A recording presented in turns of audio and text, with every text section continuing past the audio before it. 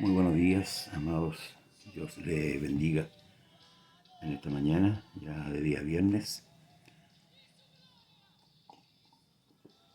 Dios bendiga grandemente a cada uno de ustedes, nuestra amiga Sara Beltrán. Dios le bendiga a nuestro hermano Manuel Cárdenas, nuestro hermano Rodrigo Vázquez, nuestra hermana Mónica Núñez. Dios les bendiga. En esta mañana les saludamos en el poderoso nombre de Jesucristo. El día de ayer concluimos el capítulo 2 del libro de Segunda de Corintios. Continuamos con el capítulo número 3. Dice, en el nombre de Jesús comenzamos otra vez a recomendarnos a nosotros mismos.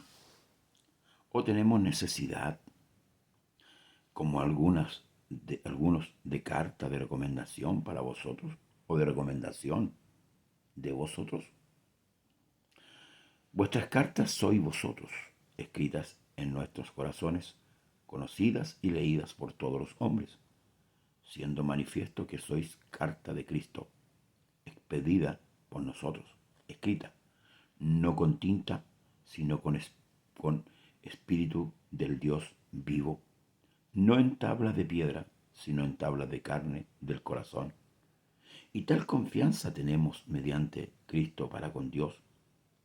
No que seamos competentes por nosotros mismos para pensar algo como de nosotros mismos, sino que nuestra competencia proviene de Dios, el cual asimismo nos hizo ministros competentes de un nuevo pacto, no de la letra, sino del Espíritu, porque la letra mata, mas el Espíritu vivifica. Dios bendiga a nuestro hermano Jorge Soto. Amén.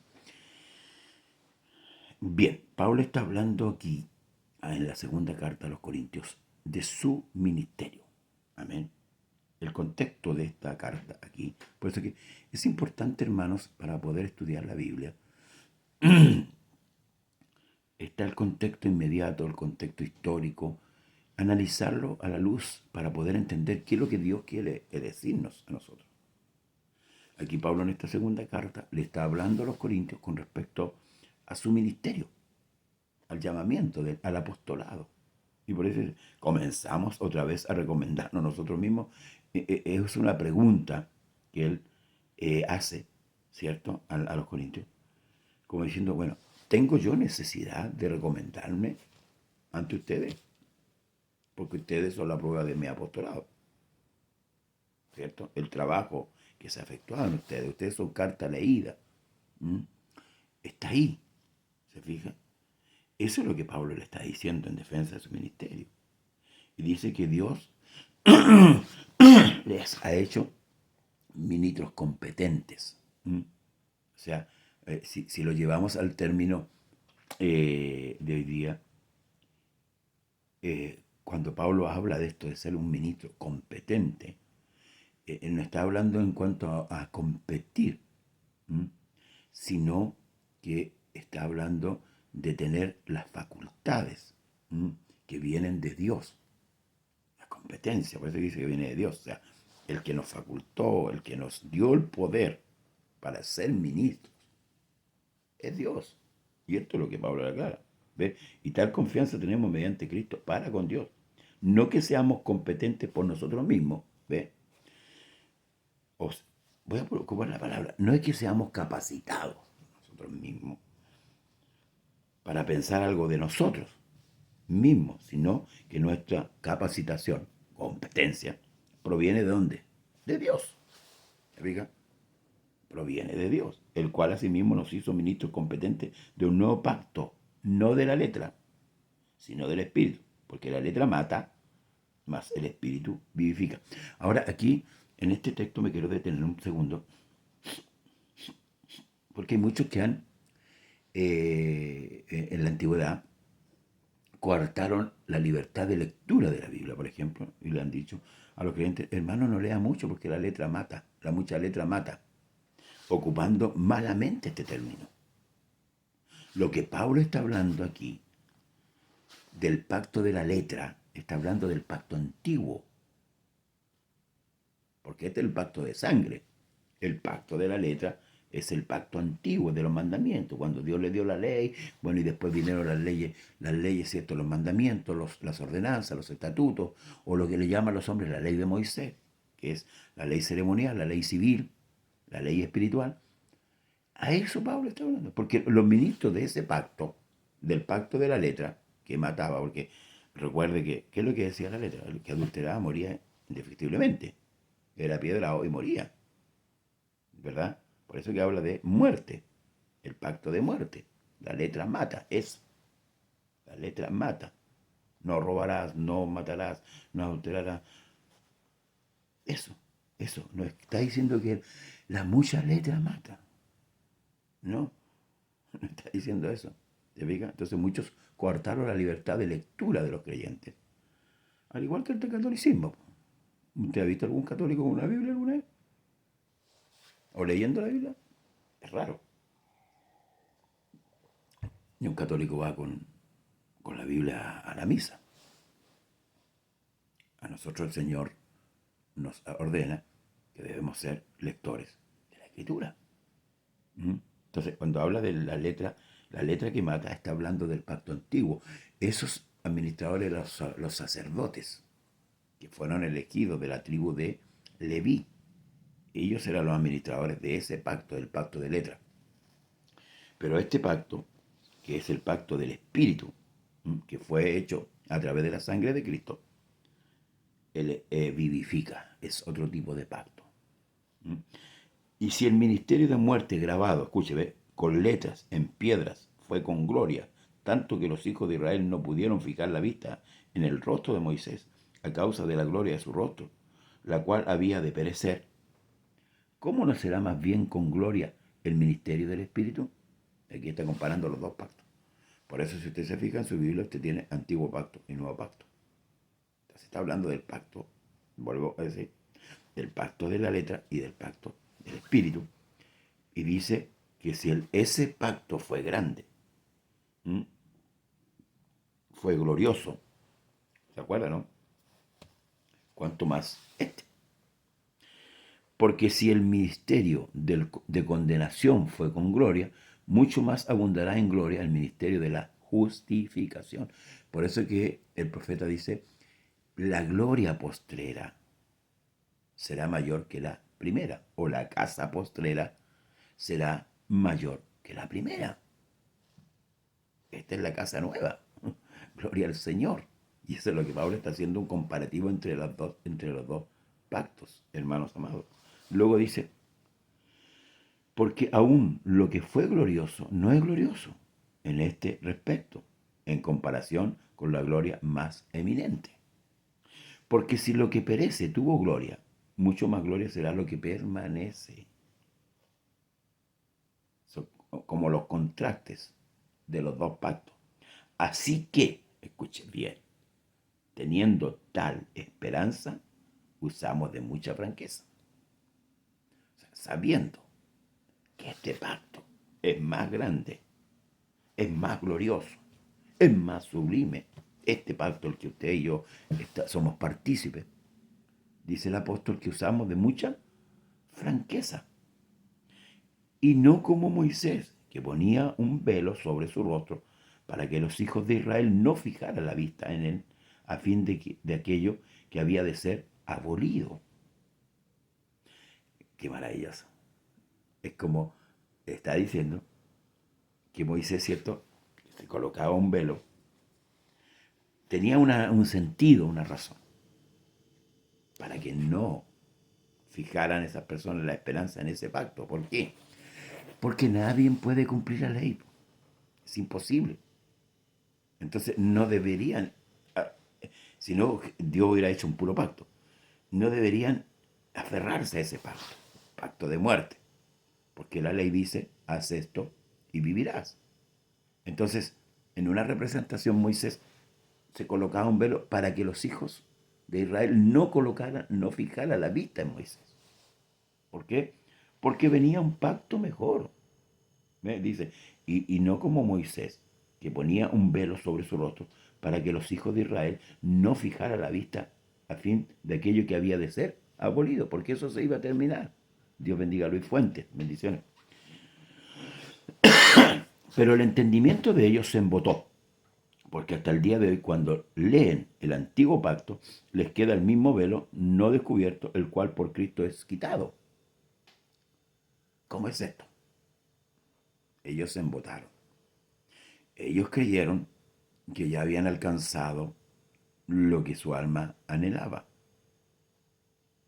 Entonces, lo que aquí Pablo está explicando, que cuando ellos leen a Moisés, el velo le queda todavía porque no pueden ver a Cristo. Pero usted y yo, por misericordia, podemos ver a Cristo hoy, de esa manera, como Salvador, como Señor, como Rey. Ellos no pueden. ¿Por qué? Porque el entendimiento de ellos se embotó, se engrandecieron. Entonces no escucharon. Cuando vino el hacedor del pacto nuevo, porque el antiguo pacto fue por sangre de animales, ¿verdad? Pero ahora Cristo vino en persona a ser Él la propiciación por el pecado del hombre. Por eso que en la versión 1909 dice, la ley vino por mano de Moisés, pero la gracia fue hecha. Ocupa la palabra fue hecha por Jesucristo. Y esto es maravilloso poder entenderlo, hermanos amados.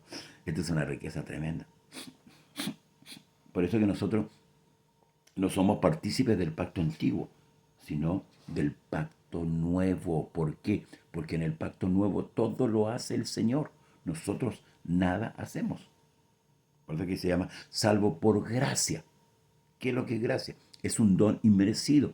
No, ni usted ni yo merecíamos ser parte de esta salvación. Y eso es lo que siempre tenemos que entender. Ni usted ni yo merecíamos. Pero es que yo me portaba bien, no fumaba, no tomaba. No, eso no le salva, porque eso es moral. Si fuera eso, entonces usted invalidaría el sacrificio de Cristo. Si fuera por nosotros. Pero es por Dios, no por nosotros. Entonces, hermano dice que, pero cuando se conviertan al Señor, el velo se quitará. Cuando se conviertan, escuchen, al Señor, el velo se quitará, porque el Señor es el Espíritu, y donde está el Espíritu del Señor, allí hay libertad. Voy a hacer alusión a este texto que muchas veces se considera en los cultos. Y se grita de donde está el Espíritu del Señor hay libertad. Y empiezan a loquear en los cultos, a saltar y a gritar. Está hablando de la libertad del otro pacto, del pacto de muerte. Eso es lo que está hablando Pablo, porque está refiriéndose aquí, en este capítulo 3, a los dos pactos para que usted y yo podamos comparar dónde estamos. Porque muchos hoy día se han ido al judaísmo, por ejemplo. Dejan crecer sus barbas, su cabello, se circuncidan, ¿verdad? Y empiezan, según ellos, a guardar la ley de Moisés, la fiesta y todo eso que es del ámbito judío, del pacto antiguo, y se judaizan, como pasó en la iglesia de Galacia. Pero este capítulo nos muestra, hermanos, la grandeza del pacto donde estamos, que se llama pacto de gracia, ¿verdad? Y voy a decir, porque el Señor es el Espíritu, y donde está el Espíritu del Señor, allí hay libertad. ¿Libertad de qué? Libertad del pecado, libertad de la muerte. Ya no morimos, dormimos, pero no morimos, porque ya pasamos a ser eternos. Desde que creíste fuiste salvo. Ya pasamos a otra era. Esto es lo maravilloso del pacto. Por eso que hay que entender el contexto con que se escriben las cosas. Luego dice, por tanto, nosotros todos mirando a cara descubierta, como uno en un espejo, la gloria del Señor, somos transformados de gloria en gloria en la misma imagen, ¿ve? En la misma imagen, como por el Espíritu del Señor. ¿Se fija? Somos transformados de gloria en gloria.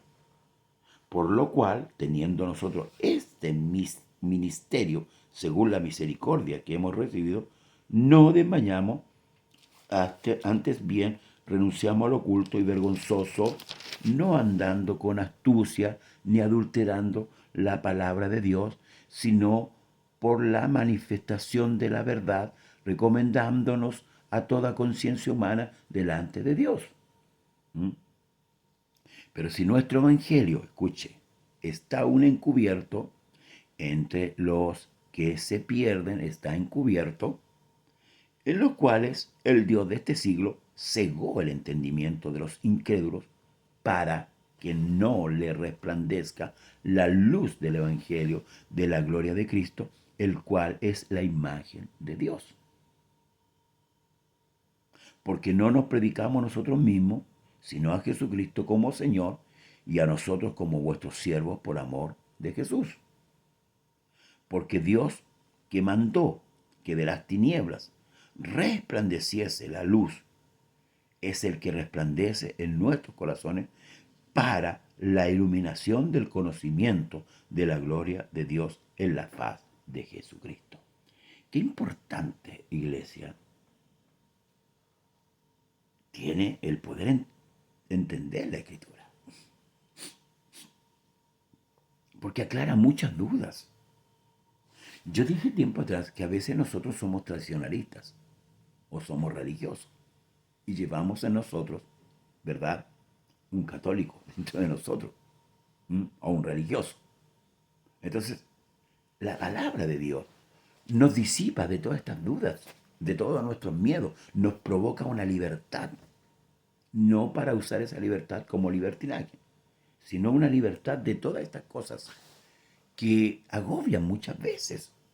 A veces estamos en una lucha y nos sentimos tan esclavos o tan abrumados, no entendiendo lo que tenemos a nuestro favor.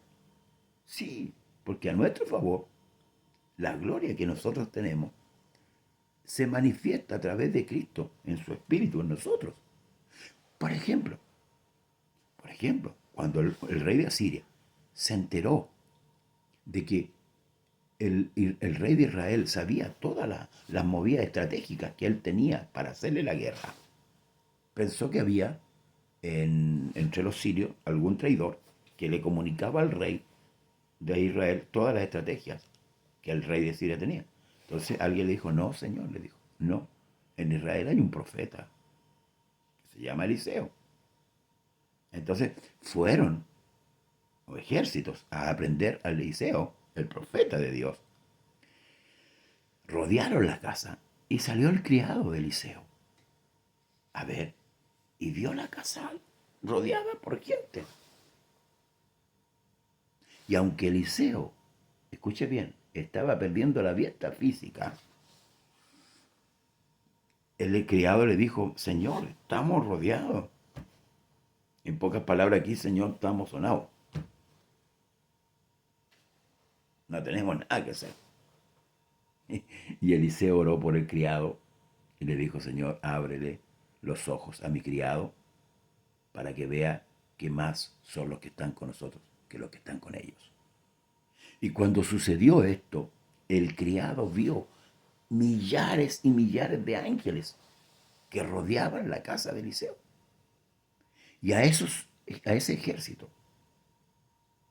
Dios lo hirió con ceguera, a tal punto que no conocieron a Eliseo y Eliseo los trasladó hasta la ciudad. Podrían haberlo aniquilado. Pero para que vean, hermanos amados, a veces no alcanzamos a ver la magnitud de lo glorioso que es este ministerio, que es este nuevo pacto, donde usted y yo somos partícipes. Y si usted no es partícipe, venga a este pacto. Este pacto es glorioso. Y sabe, la promesa de este pacto es la vida eterna. Ah, pero pastor, si todos van a tener vida eterna, sí, todos van a tener vida eterna. Pero unos de condenación y los otros de salvación. Entonces usted tiene hoy día una opción de escoger entre el pacto, ¿cierto? De seguir un pacto antiguo que lo va a llevar a la muerte, o ser parte de este pacto nuevo que se llama Evangelio. Evangelio es buena noticia. Pablo dijo en la misma carta a los Corintios, en el capítulo 1, dice, con respecto al Evangelio, en el verso... No, perdón. no es Corintio. Esto me parece que es romano. A ver, romano. Dice, porque no me avergüenzo del Evangelio, porque es poder de Dios para, escuchen bien, salvación. Porque es poder de Dios para salvación a todo aquel que cree, al judío primeramente y también al griego. Porque en el Evangelio la justicia de Dios se revela por fe y para fe, como está escrito, mas el justo por la fe vivirá. ¿Para qué es el Evangelio? Para salvación. Hay muchos que piensan que el Evangelio era para arreglar la situación sentimental, para arreglar la situación económica. No, hermano, no. Están equivocados. Entonces muchas veces los predicadores, ven a Jesús y te va a arreglar el panorama. No, no, no, no, no, no, no. El Evangelio es para salvación. Por eso Jesús dijo, buscar el reino de Dios y su justicia y lo demás será dado por añadidura. Es una falta de entendimiento, en todo caso, hermanos amados, que los hombres tienen con respecto a lo que es la salvación. Entonces, concluimos con esto. El Evangelio o el pacto nuevo es mayor que el pacto antiguo. Por tanto, tome usted, hermano, o sea, confirme usted, hermano, ese pacto y el que no está acá en este pacto, ingrese al pacto con este Dios incomparable. Él vino a salvar a la criatura, a buscar y a salvar lo que se había perdido. Que Dios le bendiga en esta mañana. Nos vemos mañana. Hoy mañana es sábado. Sí, puede ser que vamos a hacer el programa mañana. Bueno, Dios así lo quiera. Bendiciones, bendiciones. Y no se olvide, si está abrumado, si está atribulado, usted está en el mejor lugar. ¿Qué importan los problemas? ¿Qué importan las dificultades? Todo eso pasa. Todo eso va a pasar. Pero ¿sabe? El cielo y la tierra pasará. Mire, imagínense. Pero el que hace la voluntad de Dios, o la palabra de Dios, perdón, no pasará. Usted y yo estamos en el mejor pacto. Así se dijo de María. María ha escogido el mejor lugar y no le será quitado. Bendiciones a nuestra hermana Carmen Vara. Que el Señor le bendiga. Nos vemos. Bendiciones. Jesús le bendiga.